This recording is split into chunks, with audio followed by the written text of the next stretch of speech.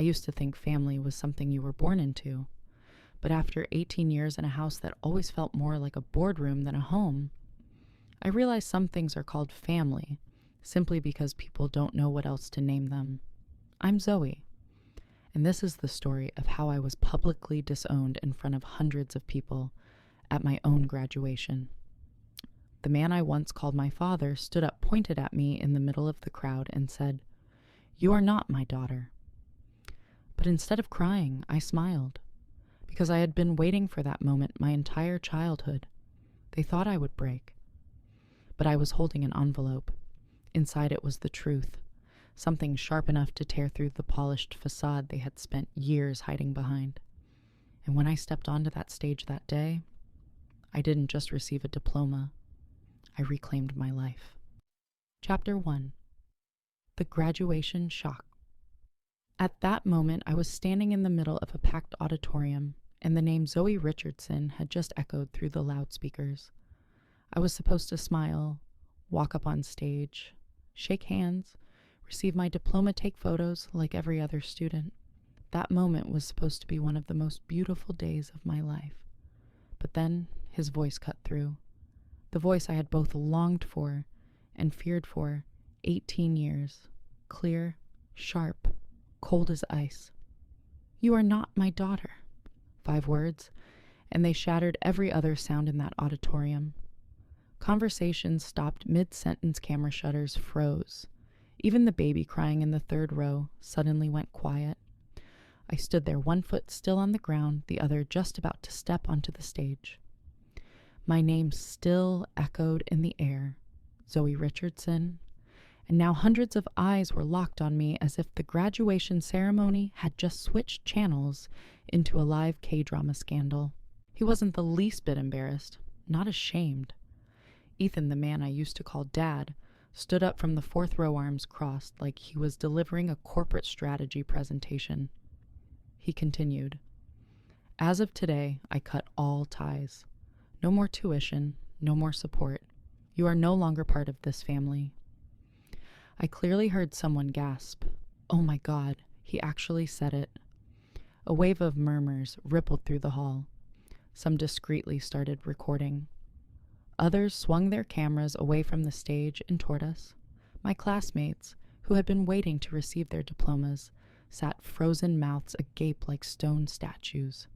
But I didn't cry, and I didn't run off the stage like some pitiful girl cast out by her family. No, because the truth is, I had been waiting for this moment for a very, very long time.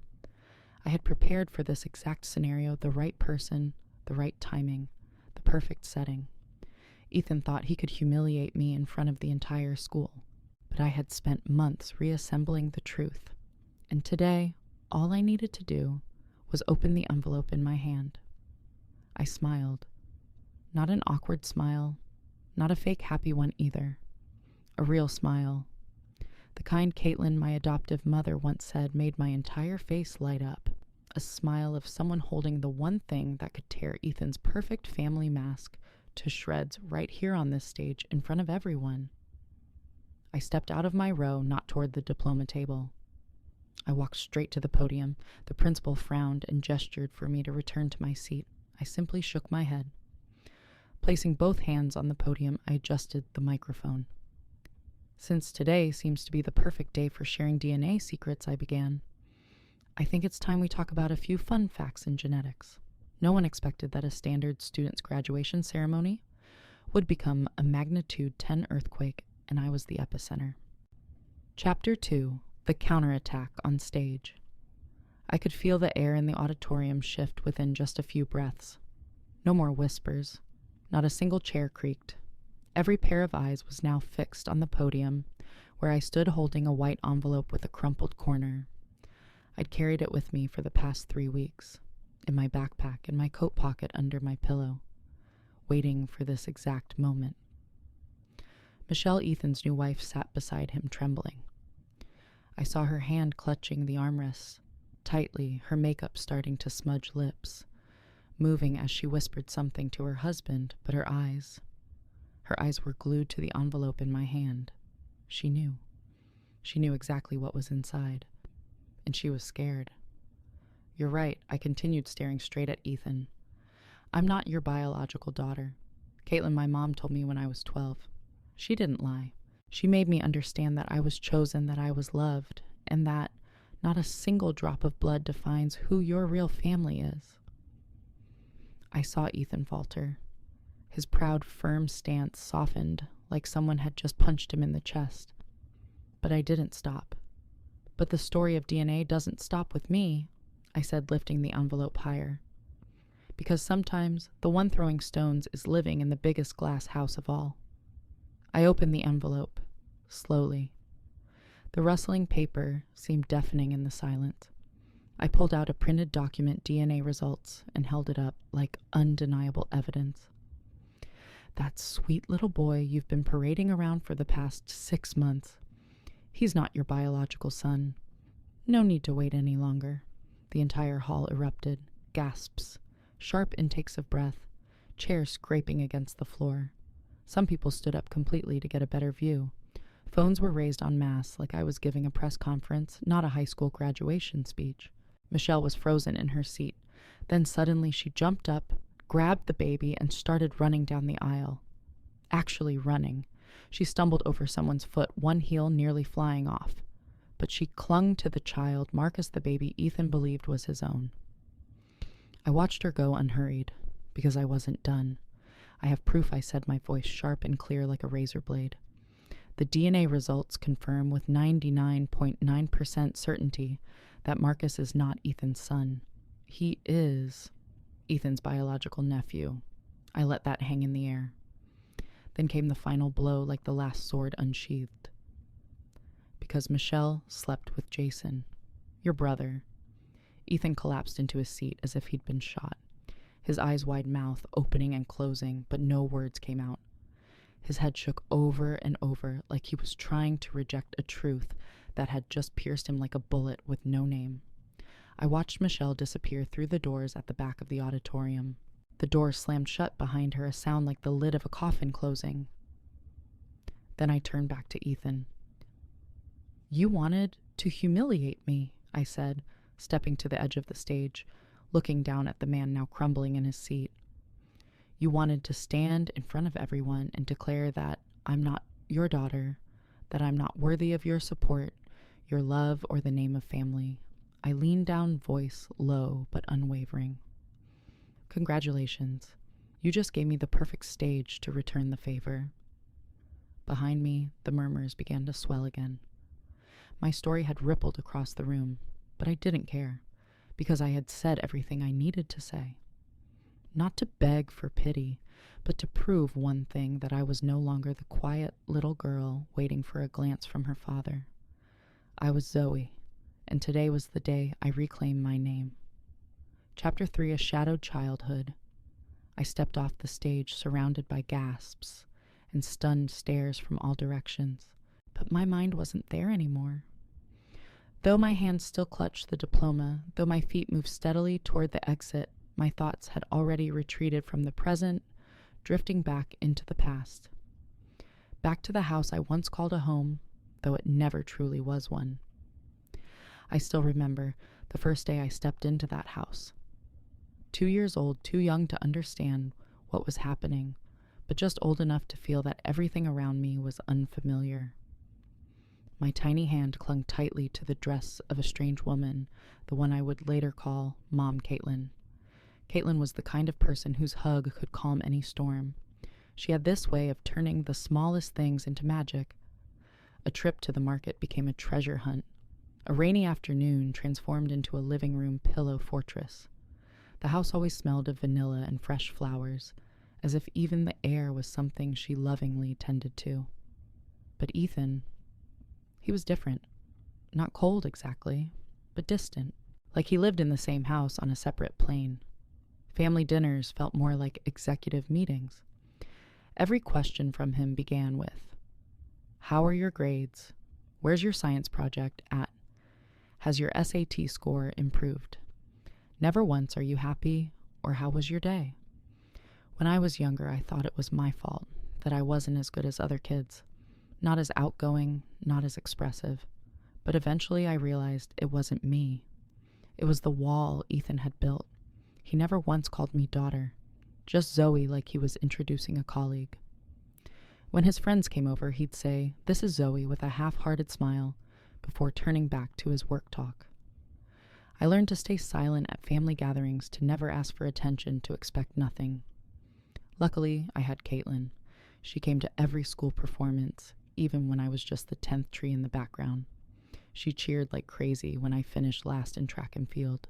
She brought me hot chocolate whenever I got a bad grade. She was my entire world, and she was the first person to tell me the truth, that I was adopted. I remember it was a rainy afternoon. We were curled up on the couch. I was 12.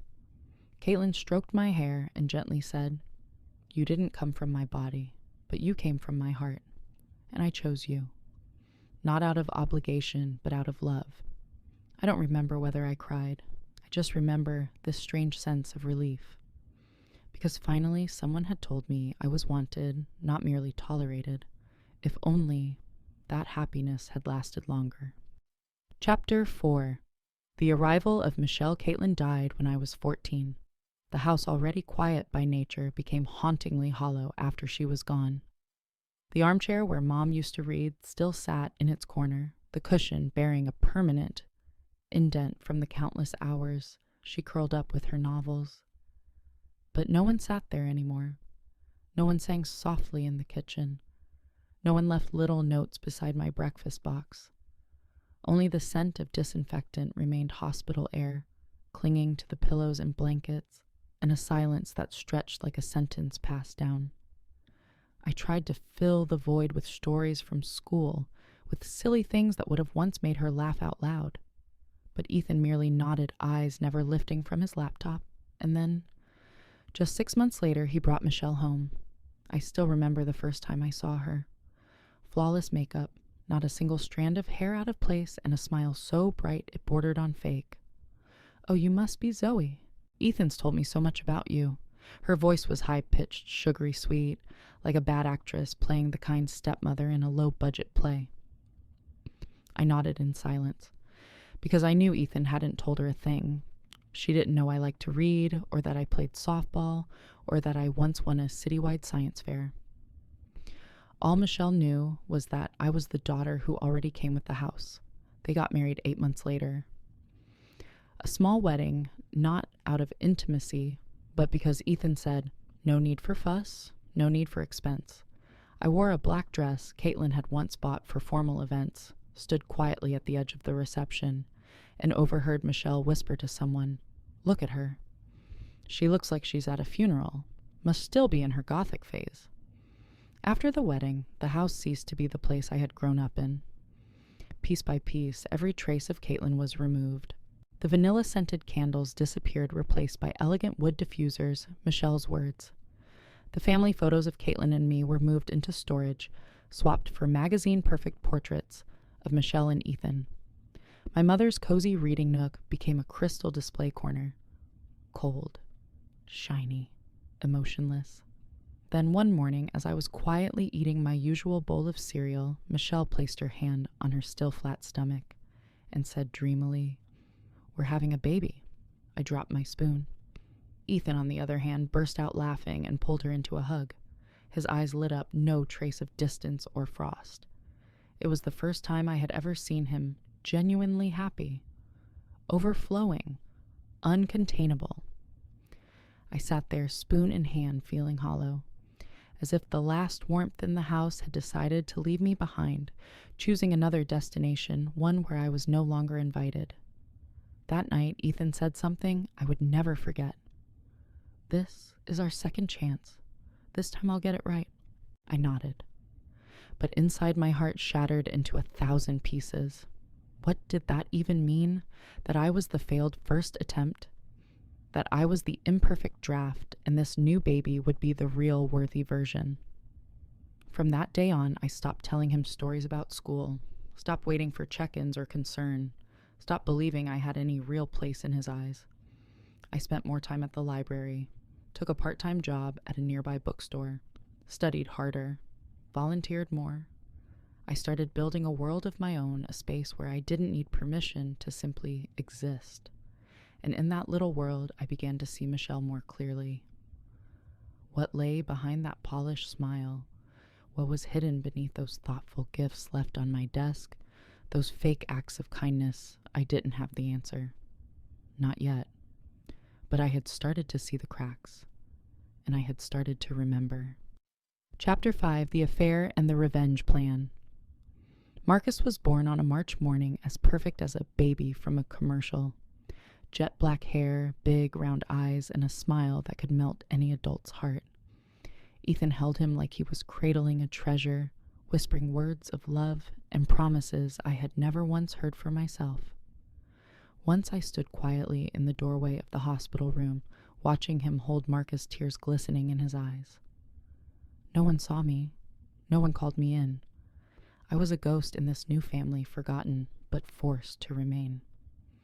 It was during those days at the hospital that I first began noticing Jason, Ethan's younger brother. At first, it was just a vague curiosity. Why was he here so often? Why did he always bring flowers, gifts, and stay far longer than expected? One time when Ethan stepped out to take a call, I saw Jason lean over to coo at Marcus, and the look in his eyes. It wasn't the look of an uncle. It was something too familiar, too intimate. I started paying more attention. At home, Michelle often talked about Jason with a certain glow. She'd bring up his jokes during dinner, compliment his generosity, intelligence, humor. And each time she mentioned him, her eyes lit up as if that light had never belonged to Ethan at all. I didn't want to believe it. But then one night I woke up thirsty and went downstairs and heard Michelle whispering on the phone. Her voice was low, tense. I told you not to send flowers anymore. Ethan's getting suspicious. I froze behind the wall. My heart pounded so hard it almost drowned out her voice. Marcus is still young, but someday we'll have to tell him the truth about who his real father is. I couldn't breathe, not from shock, but from a cold rage that spread through me like poison. She was talking about Jason.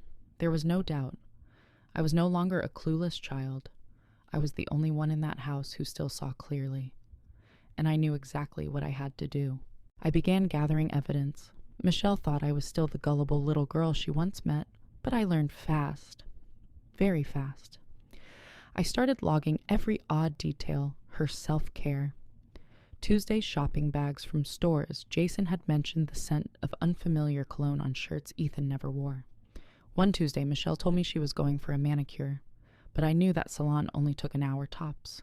So where were the other 3 hours going? I skipped school that day. Followed her in my old Honda. It wasn't hard. Michelle never imagined I'd be smart enough to track her. She drove straight to the Marriott Hotel on 5th Street. Walked into the lobby without hesitation. 20 minutes later, Jason's silver BMW pulled in. I didn't need to see more, but I kept watching. I needed to be sure. I waited. Over an hour later, they exited the hotel, a few minutes apart. Michelle waved at the receptionist. Jason wore sunglasses and scanned the area like he was playing a spy. No one noticed, except me. That night, when Michelle came home with fresh pink nails and a bag of baby toys, I asked, "Did you find anything cute for Marcus?" "Oh, you wouldn't believe it," she beamed. "There's a lovely little boutique near the nail salon I just adore. Lies, polished, perfect, like a scripted scene from a soap opera." I knew I needed irrefutable proof. So I began preparing for a DNA test. Not easy, but not as hard as I expected. Jason came over for dinner on Sunday. I pretended to clean the bathroom he used, silently collected a few strands of hair from the sink. For Ethan, I took hair from an old toothbrush in his bedroom. Marcus's was the hardest until Michelle left his pacifier on the table. I slipped it into a plastic bag and locked it away in a secure box. I found a small private lab, paid in cash, told them it was for a school science project. They didn't ask questions. Results in 3 weeks. Those 3 weeks were hell. I lived inside a house full of lies. Heard Michelle lull Marcus to sleep. Watched Ethan kiss the baby's forehead like he was holding the light of his life. I stayed silent, observed, and counted down the days. When the call came, my hands shook. The results are in Miss Richardson. I didn't open the envelope right away. I took it home, tucked it into Jane Eyre Caitlin's favorite book. It felt like letting her hold it with me. I didn't read it. Not yet. Because I knew. Sooner or later, Ethan would push me aside again. And when he did, I'd be ready. Chapter 6, Graduation, a brutal reveal. On the morning of graduation, I woke up earlier than usual. It felt strange, not excitement, not nerves, but a kind of stillness, like everything inside me had already lined up perfectly, waiting for the exact moment to be unleashed. I wore the sea blue dress Caitlin once gave me, tied my hair neatly, light makeup. Then I opened the drawer, pulled out my copy of Jane Eyre, flipped to the middle, and carefully removed the envelope I had waited 3 weeks to use. It felt heavier now, because this time it wasn't a secret I was keeping. It was a weapon. In the car, Michelle sat in the driver's seat, occasionally glancing at me through the rear view mirror, her eyes uneasy. Ethan sat beside her, silent, his jaw tight, lips pressed into a line. Marcus babbled in the back seat, carefree, innocent, blissfully unaware of the storm waiting ahead. The auditorium was exactly as I expected. Buzzing, joyful, filled with hugs, flowers, and backpacks hand-painted with the names of graduates. Families brought balloons, banners, and cheers. Proud, glowing parents everywhere. Ethan chose the 4th row close enough to see everything far enough to make a quick exit. I sat with my classmates, hands gripping the folder holding my speech and the envelope. When they began reading the names, I barely heard a word. My heart beat to a different rhythm. I waited for the letter R. David Ramirez, Rebecca Reynolds, and then Zoe Richardson. I stood, straightened my gown. 1 step, 2 steps. Then, from the 4th row, Ethan abruptly rose to his feet. His voice boomed like he was leading a shareholders' meeting. "You are not my daughter." The entire auditorium fell silent. Phones recording the graduation ceremony all turned toward us. I heard someone next to me whisper, "Did he really just say that?" Ethan continued without hesitation. "As of today, I'm done. No more support, no more money, no more family. It ends here." I looked at him.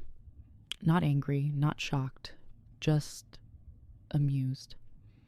Because he really thought he was the one holding the power in this game. I stepped out of the row, but not toward the diploma table. I walked straight to the podium. The principal rushed forward, gesturing for me to stop. I gently brushed past him. Then I looked out across the room.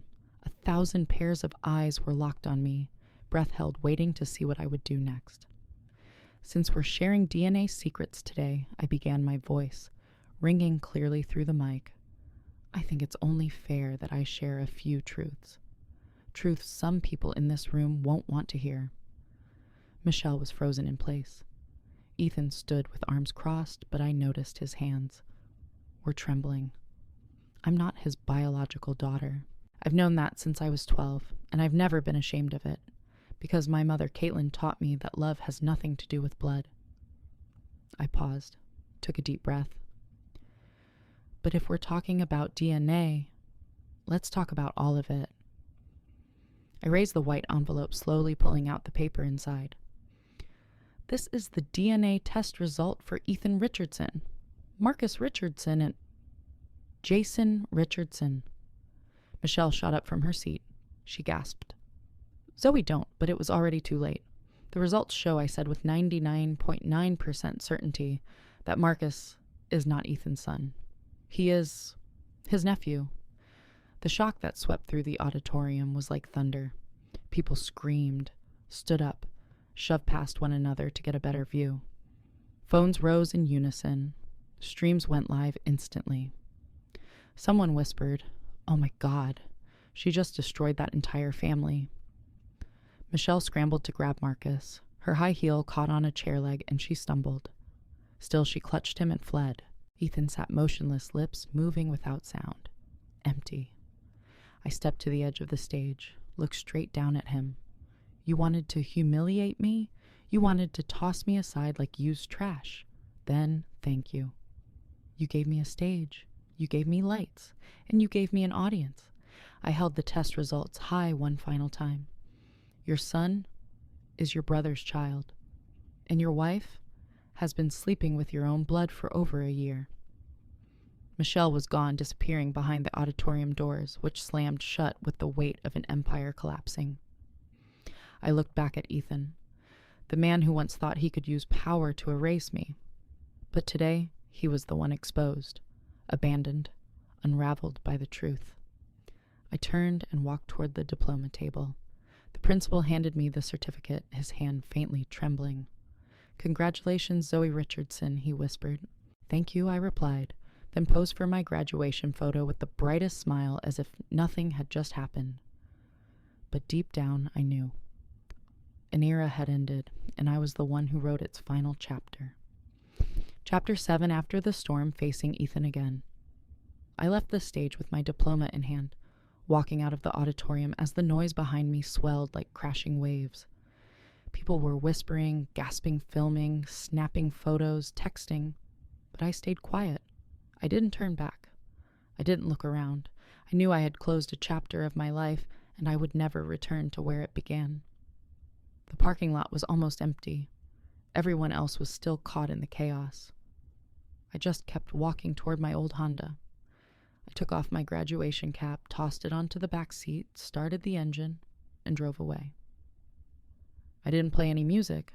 I just sat there, hands gripping the wheel, eyes focused on the road.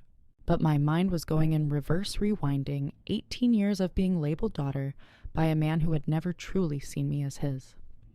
I reached my apartment, a small rental I'd moved into the moment I was legally old enough to live on my own. When the door closed behind me, I collapsed into the chair, slipped off my shoes, and laid the diploma on the table. And then I exhaled, a long, deep breath, heavy like peeling off armor I had worn for far too long. Messages flooded my phone like a waterfall. Friends, strangers, even journalists. The video of me exposing Ethan and Michelle had gone viral. Some called me the bravest girl of the year. Others called me the queen of graduation. But I didn't read more. I didn't need praise. I needed quiet. 3 days later, on a rainy afternoon, I saw him sitting on the steps outside my building. Ethan. He looked different. His shirt was wrinkled, his hair unkempt. The usual proud posture was gone, replaced by a man who looked 10 years older in just a matter of days. I almost turned away, pretended not to see him. But then I noticed his hand trembling, holding an old envelope, and I stopped. "Just 5 minutes," I said. My voice was hollow. We sat on the bench behind the building. Neither of us spoke for a while. Only the sound of rain tapping around us and the distant hum of the city filled the space. Finally, he broke the silence. "You were right. For the first time in my life, I heard Ethan call me you, not with detachment, not out of obligation, but with something almost human." His voice was soft, shaky, like each word sliced into the pride he'd spent a lifetime building. I failed," he continued, eyes avoiding mine. "I failed to protect you. I failed Caitlin. I let Michelle and Jason destroy everything." I said nothing. "Because what was left to say? I deserved to be exposed like that," he whispered, placing the envelope on my lap. "Caitlin left this for you. I kept it for 3 years. I didn't have the courage to give it to you. Not until now." I opened the envelope. It was a handwritten letter. The first line made my heart seize. "To Zoe, when you're old enough to understand." Mom's handwriting. The same handwriting I'd seen 100 times on sticky notes around the fridge. I read the letter in silence, and the tears came quietly, unexpectedly, falling one by one without warning. She had known everything. About Michelle, about Jason. She had stayed silent to shield me from the toxicity of adults. She wrote that I was chosen, that I was loved, and that nothing, no DNA, no status, no cold stare from Ethan could ever change that truth. When I finished, I held the letter to my chest like it was her hugging me from the past. Then I looked at Ethan. not a powerful man anymore, but a broken father trying to reclaim something he had lost a long time ago. "I've added you back into the trust," he said in a hushed tone. "Tuition, the house, the company, everything that should have been yours. It's being restored." I shook my head. "I don't want your money." "Then what do you want?" His voice cracked, rough and desperate. I looked at him. Really looked. "I want you to truly apologize, not with assets, with actions, by trying every single day for the rest of your life to be better." Ethan bowed his head. "And one more thing," I added, my voice slower now. "Stop calling me Zoe like I'm a stranger. Call me your daughter." He looked up, eyes red. Daughter. Just 2 words. But this time they were real. They meant something, like a fragile bridge finally being rebuilt after years of ruin. I didn't forgive him right then. But I no longer hated him either, because I had gotten what I needed: justice, truth, and a new beginning. Chapter 8. Zoe begins again. After the conversation with Ethan, I returned to my apartment. It wasn't big, not fancy, nothing particularly remarkable, but it was the first place in my life where I truly felt like myself. I closed the door behind me, leaning against it for a long moment. Not from exhaustion, but because a strange feeling washed over me: relief, as if I had just untied an invisible thread that had wrapped around my chest for 18 years.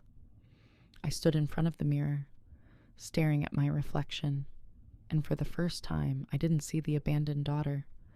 I didn't see the shadow behind her father's back. I saw me, Zoe, no one's last name attached. No labels, no expectations, no shame. I began reorganizing my space, rearranged my books, hung up a photo of Mom somewhere more visible, lit a vanilla-scented candle, the scent of childhood, the scent of Caitlin. Then I sat on the floor and opened one of her old journals. Each page was a soft whisper. She had written about me from the day she adopted me, about my first smile, my first steps, even the first time I threw a tantrum over not getting ice cream before dinner. Every word was proof that I had been loved completely, fully, and unconditionally.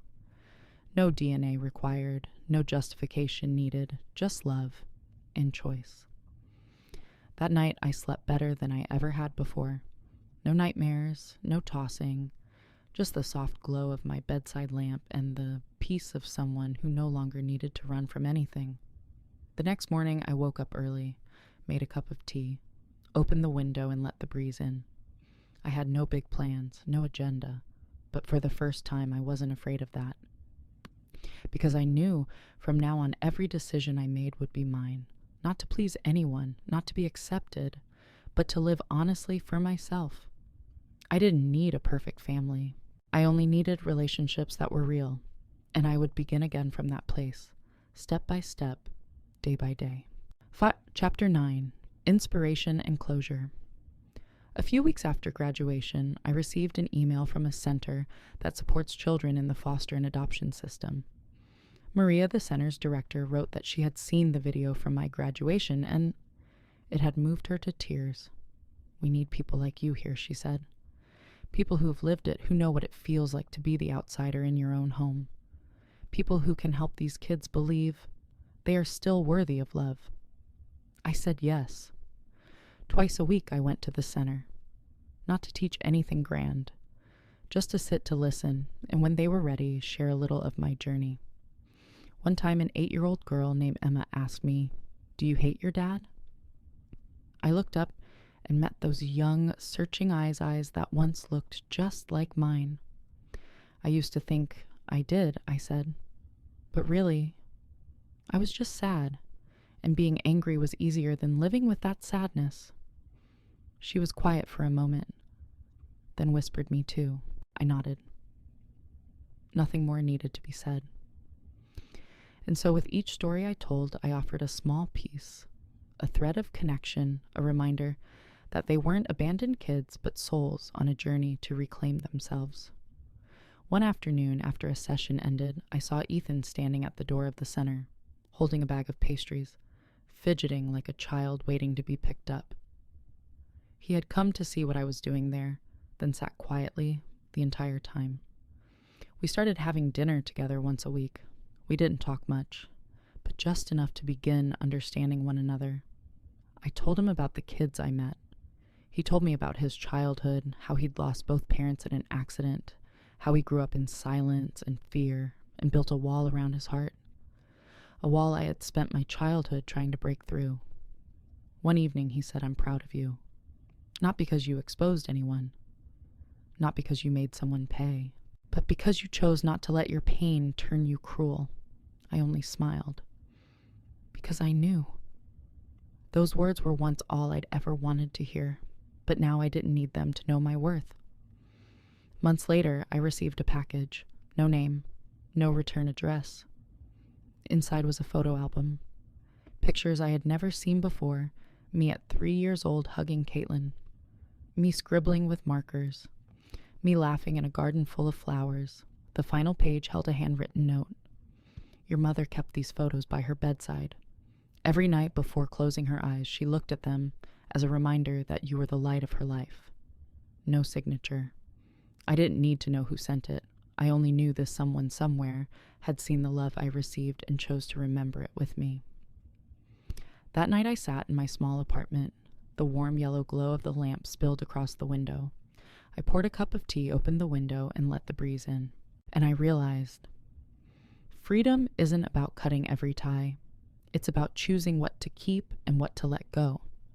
I had let go of anger, let go of waiting, let go of hoping that someone would come along and give me the feeling of being loved. Because I no longer needed to wait. I had already loved myself first. I am Zoe Caitlin's daughter. And even if I'm not perfect, I have learned to live without asking for permission to stand tall.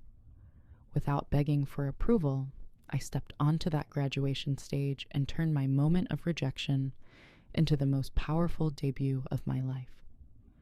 And if you're listening to this story, if you've ever felt lost, if you've ever thought you didn't belong, remember this. You don't need blood to have a family. You don't need acceptance to have value. And sometimes the truth, no matter how painful, is the key that unlocks your freedom. I am Zoe. I have walked through hell, and I came out with fire in my hands. The truth doesn't always set us free with relief. Sometimes it sets us free with fire, with breaking, and with pain. I'm not telling this story for pity or to be praised for being brave. I'm telling it because I know someone out there is silently enduring a family like the one I used to have. And they need to hear this. You have the right to stand up, the right to speak out, and the right to live a life where you never have to bow your head for anyone. Forgiveness doesn't mean forgetting. It means cutting the cord with your own hands that tied you to someone who hurt you. I'm Zoe. I'm no longer the rejected daughter. I'm the woman who turned her wound into a weapon. And from this day forward, I no longer need to be accepted. I just need to be myself. And that is more than enough.